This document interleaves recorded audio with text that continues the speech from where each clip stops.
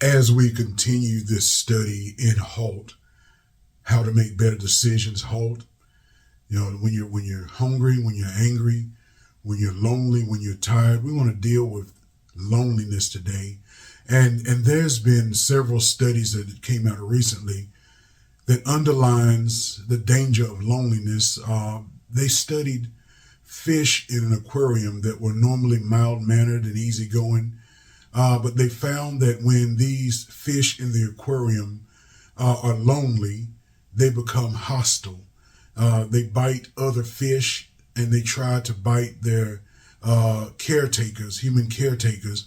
Their whole personality changes according to the study when these fish are lonely. Even when they're in an aquarium with other fish, when they're isolated and lonely, their personality change and they become hostile.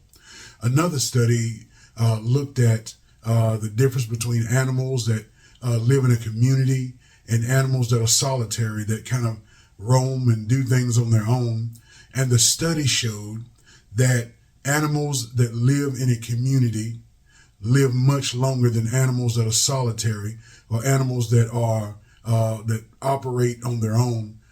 For say a lion or certain type of things that are powerful beasts, but they die sooner than animals that are weaker than them, simply because they spend so much time alone.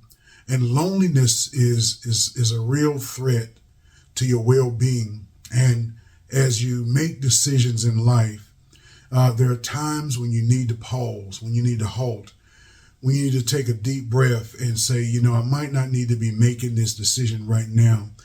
And there are people that are lonely all around us. We need to understand that people are lonely. It doesn't matter whether you're in a group, as the study showed with the fish, whether you're in a group or whether you are physically alone, you can still be lonely.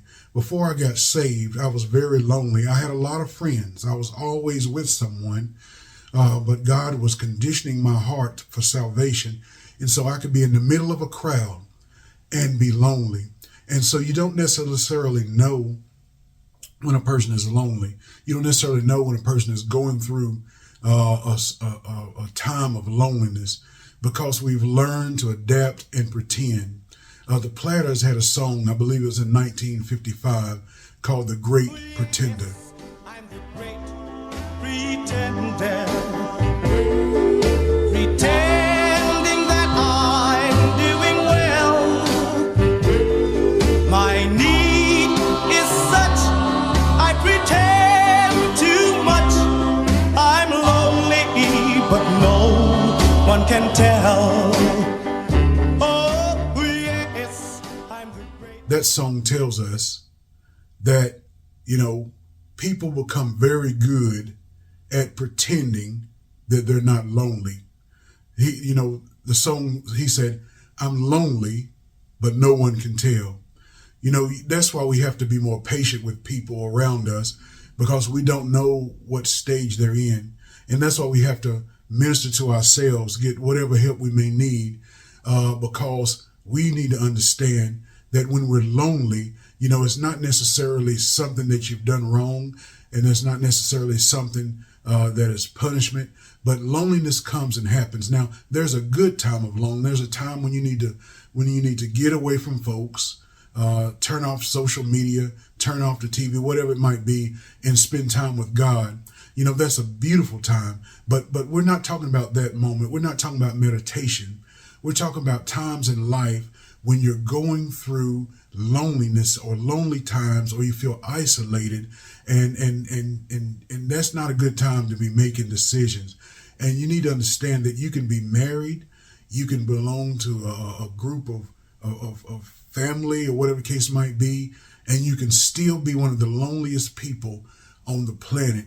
And so we need to understand, as we deal with with loneliness, that we need to understand there's a remedy. There's a remedy to your loneliness. And as we look at Psalms 68, 5-6, the Bible tells us how God can cure that loneliness. And it says, a father to the fatherless, a defender of widows, is God in his holy dwelling. Look at verse 6. God sets the lonely in families. He leads out the prisoners with singing, but the rebellious live in a sun-scorched land. Look at there. If you're lonely, listen, you might have lots of family and still be lonely. You might have a spouse and still be lonely. You may be by yourself and be lonely. But the answer to that is found in the Word of God. And the Word of God says that God, first of all, He is a parent to the parentless. He fills in the gaps in life for those who don't have somebody. But not only that, but He said He places the lonely in families. Now, what does that mean?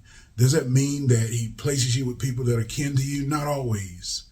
Sometimes folks kin to you are the hardest folks on you, and that's why you may be lonely even if you're in a big family or a big group. But God places you in families. What does that mean?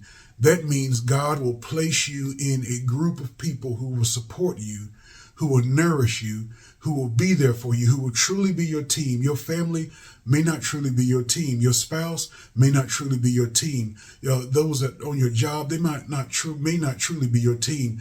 God has insight to place you in the right family, the right people to connect with. So you got to trust God. Ask God to set you in your family, and that starts by trusting Him and walking with Him. And as you walk with Him, sometimes we make this big mistakes because we're lonely. We think that if we just have this relationship or that relationship, or I'm with him or I'm with her, that'll solve my loneliness problem. And we find ourselves repeating the mistakes over and over again. What God may want you to do is actually not necessarily have a romantic relationship. He might just want you to join the missionary at your church and be part of that community or a small group or wherever you can be used and supported and glorified.